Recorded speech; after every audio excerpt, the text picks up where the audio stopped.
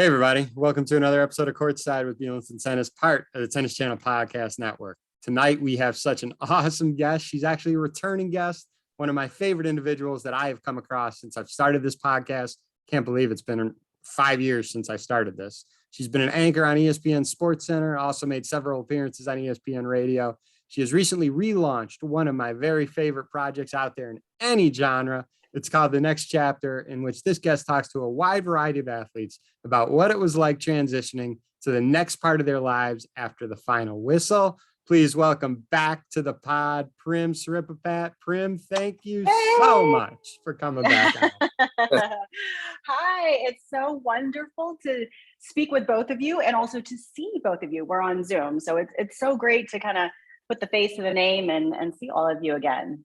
So if the listeners haven't heard our first one, we recorded this. I think it was at the outset. It was at the very beginning of the pandemic. We didn't even do it on Zoom. I think we were doing it by phone or something. It was back March of 2020, I think. Quite a few things have obviously changed, even more so for you personally. Catch us up on everything. I know you've expanded your family. Big congrats to that. Your family moved to a different state. You also went back to school. Tell everybody what the heck's been going on with you. Oh my, everybody's life has changed so much since 2020, hasn't it? I think the last time we spoke, I was about to head to Indian Wells. And as many of you remember, they had just shut everything down. And we all heard about it via Twitter about the pandemic and the tournament being canceled. But yeah, since then, since 2020, we have moved 3 times. We have moved from New York City to Hoboken, and then now we're out in Jersey. We got a house. We had a second kid. I had to bypass coverage of the Tokyo Games and because of Tyson. That's our second one. I started the PhD program at Fordham's Counseling Psychology program. And since then, I don't know, I've taken 20 classes, started my first internship, started working with clients. And now we are in the process of relaunching The Next Chapter, season 2. So yeah, I guess not much has been going on, just like normal life. And then we survived the pandemic. That's the most important thing. We all survived the pandemic somehow. That is the most important thing. Gosh, so much going on. I want to ask, I'm one of the biggest fans of this project. I've talked to you so many times about it. Why the pause and thankfully, why the relaunch? That's a great question. So it just kind of happened naturally. My contract with The Athletic, which is when we initially launched with the platform that we launched with, I had a contract with them and it was expiring several months after March when the pandemic started. And so there was just a lot of budget cuts. And so to be honest with you, they weren't able to renew my contract and they were kind of letting go of a lot of freelancers. But that May, I had just started the PhD program. And so I was extremely overwhelmed. I mean, we were pandemic and COVID, we didn't know what was going on. Our first son, Duke, we didn't have any daycare. So now I was going to class, 4 or 5 classes, having to juggle that. We were also having to watch him. My husband was working from home. So it just seems kind of like a natural situation where I was like, I have to focus on school right now. I was just completely overwhelmed. And, I think a lot of media platforms were also doing a lot of juggling as well and trying to figure out how to cover a sports world that didn't have sports over the next year. So I think it was kind of the natural fit of events. But now, I think the time is right. And we've been having conversations with multiple outlets and a partnership worked out with Baron Davis and his production studio, Slick Studios. And, Baron, a former NBA player, and him and his team found a lot of value with The Next Chapter, which obviously focuses on just how athletes cope with various life transitions, but really primarily how they retire and their transition away from sport. So it was just kind of like a perfect scenario, I guess. The timing had to be right. And I guess the timing, at least for season 2, has come. Yeah, the timing is definitely right. And I'll say this, I mean, listening to the ones on the Athletic platform, you had such a great perspective in your questions to the people you had as guests. I'm curious now, with the school, with the extra schooling that you've had, do you even look at these newer guests that you're having on and newer recordings that you're doing with a little bit different perspective? I have a totally different perspective. And to be honest with you, David, when I look back, I've actually used a lot of these interviews and applied it to some of my schoolwork and some of the research that I'm doing on athletes and transitioning away from sport. So I've actually, over the past like 2 years, have been dissecting some of these interviews bit by bit, word by word. So I've watched it, I've looked at their transcripts, and it makes me cringe to like actually listen to some of these older interviews, because we recorded these in 2019. So we've been sitting on them for about 3 years, and we wanted to release some of them, and waited until the time was right, because we had landed some really big names. And so when I look back at some of those interviews, I just think my questioning, my ability to give these guests more space to talk and more space to explore and express themselves is just so much more expansive. Because now it's funny, because like I was coming in with my broadcast hat, and I was an anchor and I was a host, and coming from that world, like our only job is just to talk and talk and talk and talk and talk and give our opinion. But now I'm switching over to a psychological world where our job is just to listen and give people space. And I think that's probably the biggest thing that I really noticed.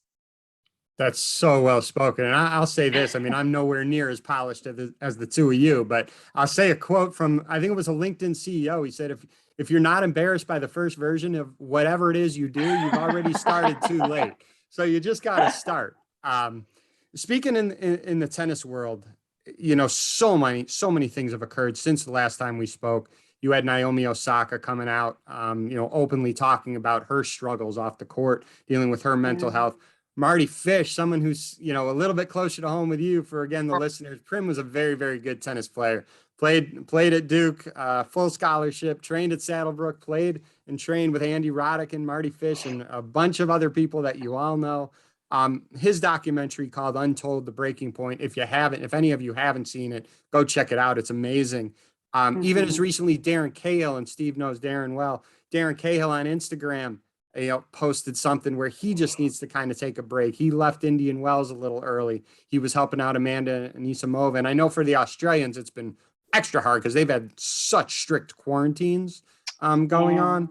Outside of tennis, you had Simone Biles. I mean, and this is all just in the last few years. What is your take on some of this? Maybe we can start at a high level, and maybe we can nail it down a little bit more specifically. I mean, this is the whole reason why I transitioned from broadcasting and went into the mental health space. And it's funny because like I had a pulse on the landscape and the intersection of mental health and athletes and sports many years ago. And I've always had a passion for psychology. In fact, when I was at ESPN, I launched a show called Inside Out in 2015, and it was ESPN's first ever sports psychology show. But I was too green and the landscape was way too green. And fast forward to the present, now we're starting to see a lot of athletes come out and talk about mental health. And I think we're just starting to touch the surface of how important the intersection is between an athlete's athletic trajectory and identity, and how that influences and intersects and overlaps with their personal development.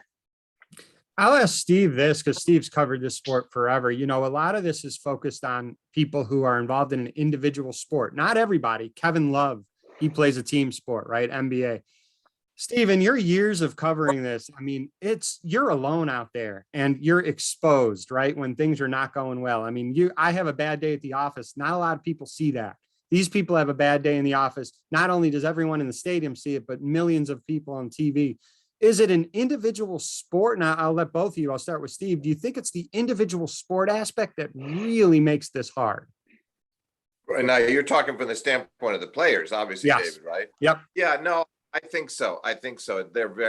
Tennis players are so isolated. It's a bit different, obviously, with some of the doubles partnerships, because you look at Mike and the Bryan brothers, the twins. I mean, they could lean on each other. They're brothers, they're siblings, they're great friends. So they always had that to bolster each other. But when people are struggling in singles. I mean, somebody like Osaka is a good example. I mean, yes, she can turn to her agent or her close friends, but I think it's a very difficult world for all of them. And I'm glad that Prim is exploring is delving so deeply into this now. We need more of that. And I mean, I would want to ask Prim, I mean, your thoughts on, are the athletes, is there less of a stigma now? Are they, I mean, how far have we come in terms of the athlete not having to be embarrassed? It seems like Naomi, in her case, may have been a bit that way, which is unfortunate. But how far have we come, and how far do we need to go? We've come a long way. We've got a long way to go. We've got a really long way to go. I mean, you look at Naomi's trajectory, and she mentioned that she even suffered bouts of depression. And she said that since 2018, and what is it, 2022, it's taken her 4 years to finally go seek some help and go see a therapist. And she's got a really good, strong team.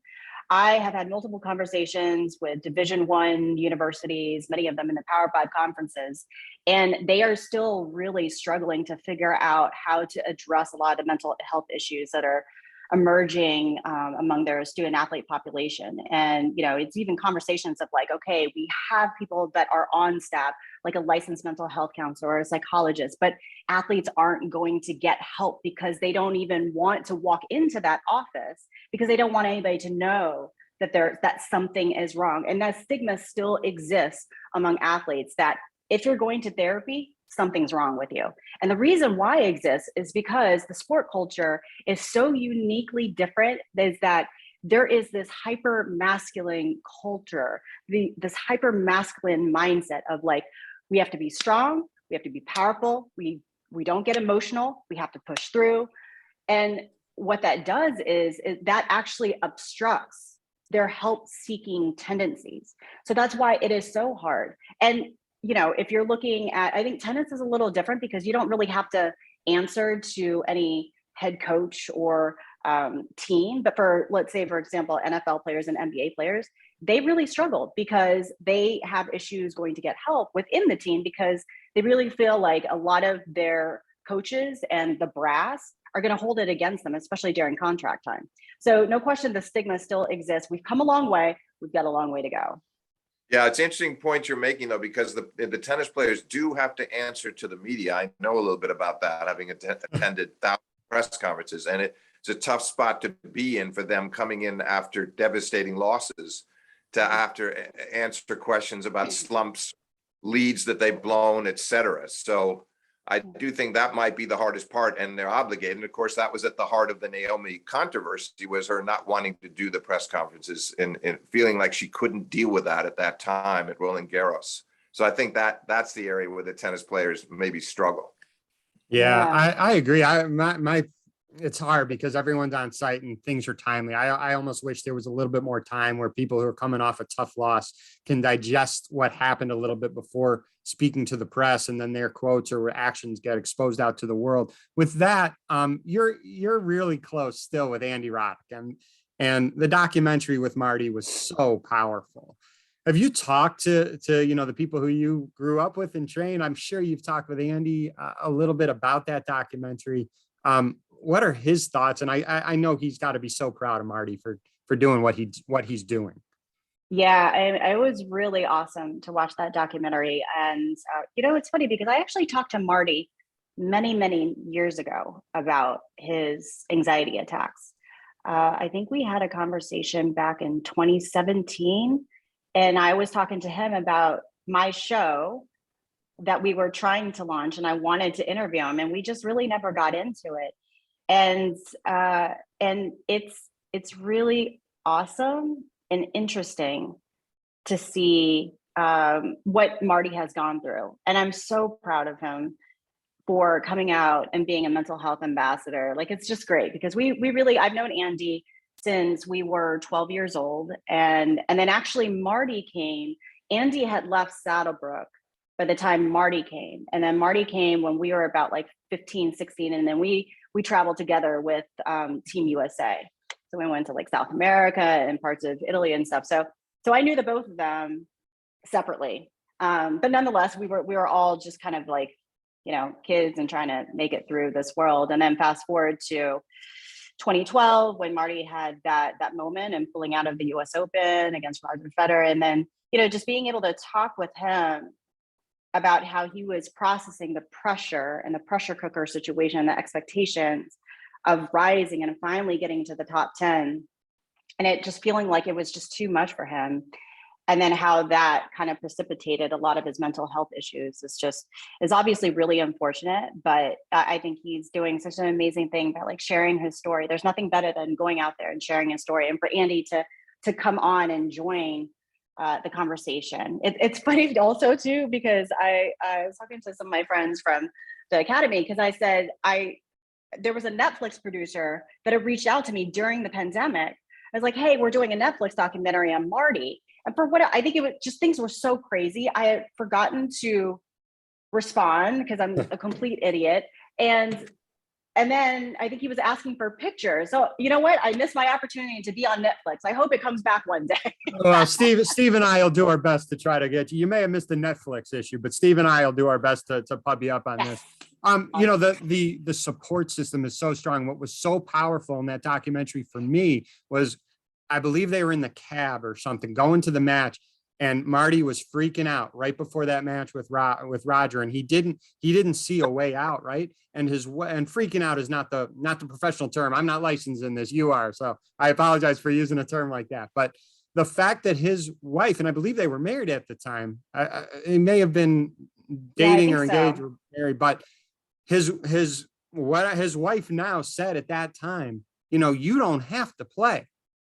And that never even registered. And like, as soon as she said that, Marty, I remember in his documentary kind of said like, whoa, like he didn't even know that was an option. And like a lot of stuff, just a lot of like the world got lifted from his shoulders a little bit. I just thought that was extremely powerful.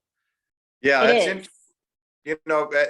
Prim, I can understand why he would have felt that way though, because that's a sign of surrender, and these athletes are so proud. So it wouldn't have occurred to Marty, because you go out there to compete and you're taught that you have to do it. Even if you step out on the court, you have no excuses, and it's all about sucking it up, for lack of a better thought right now, and just summoning it from within. And so I can see why David, why he would have had that feeling, and it took his wife to sort of awaken him to the idea that he didn't have to feel that trapped.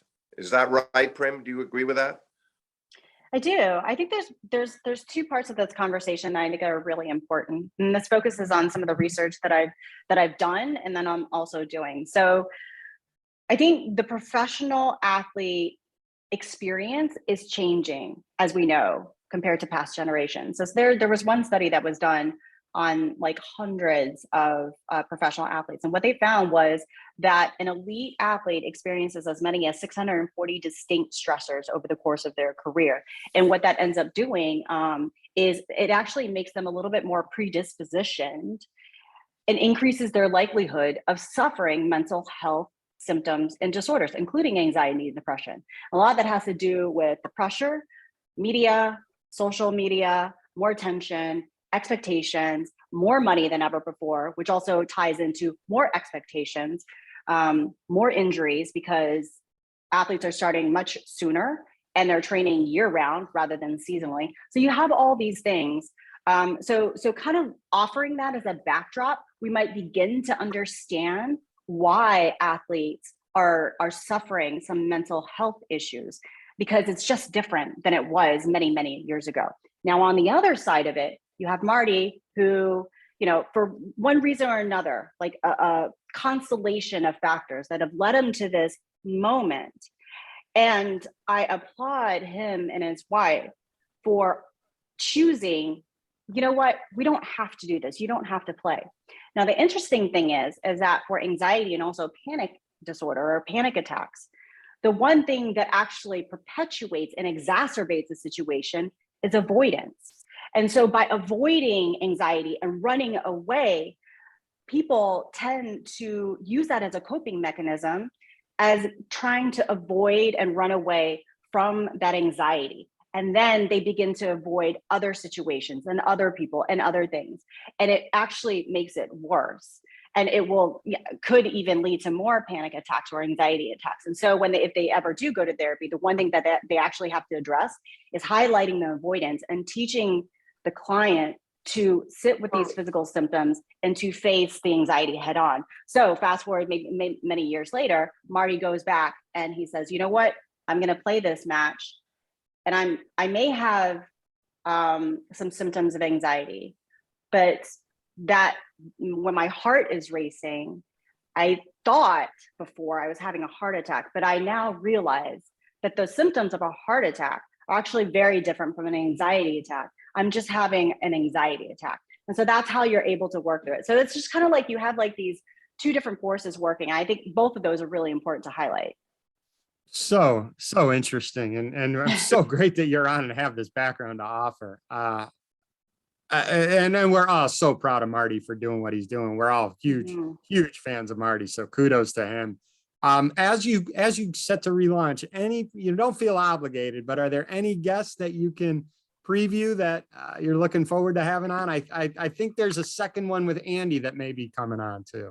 You are right. We basically, I feel like Andy's just going to kill me because he doesn't care. He's got bigger things to do, but we interviewed him. I interviewed him back in 2019. So I was in North Carolina for something, and we were able to link up, and we sat there for maybe an hour and a half, and it was such an awesome conversation. And we had talked about things about our childhood that we had not really talked about. So Andy's going to be on there. I also have our next, all of you probably saw the first episode, and if you haven't, please do listen to it. But it was with top 40 player Sergei Stakhovsky, who is over in Kyiv, the capital of Ukraine.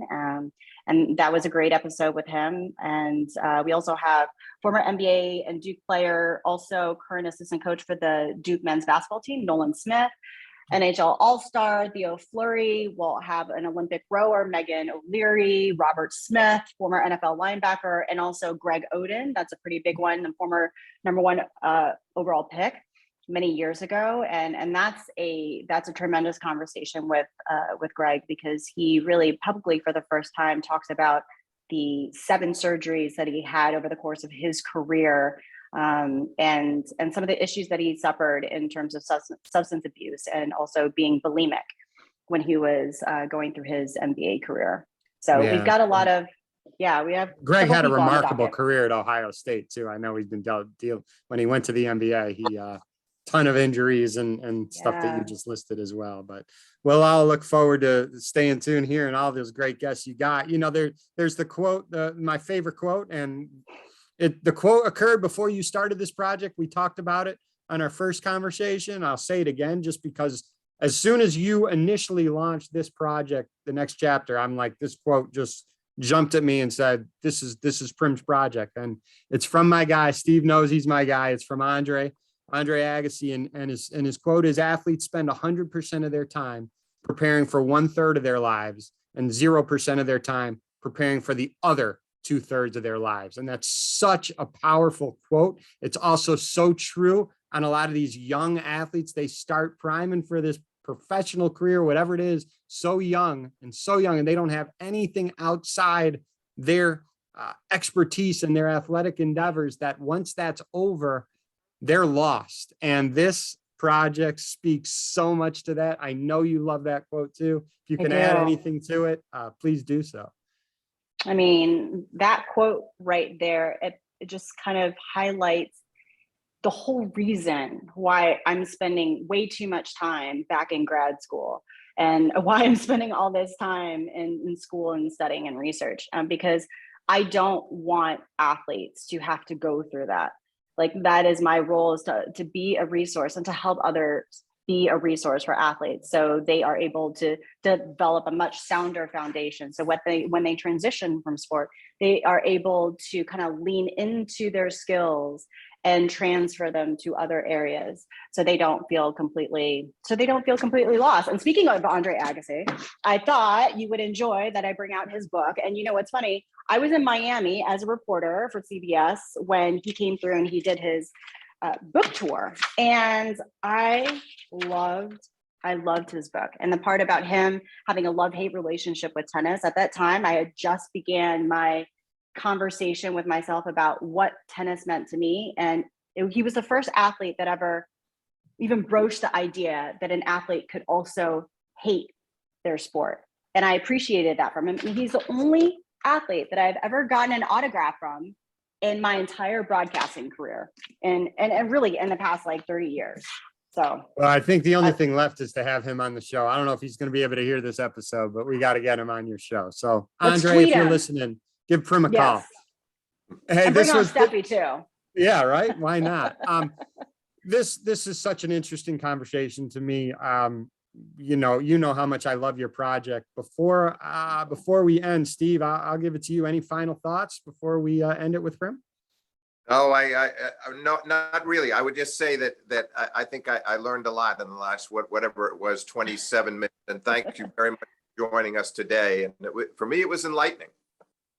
Oh, Absolutely enlightening. And just keep doing what you're doing, Prim, because I think, I speak on behalf of many others that we love everything that you're doing with this project. And if you have any free time, take a deep breath, chill on the couch, and because you are just go, and we love it. And we hope you keep doing all these amazing things. Thanks so much, Prim. Thank you so much for having me on, you guys. It was such a joy to speak with the both of you.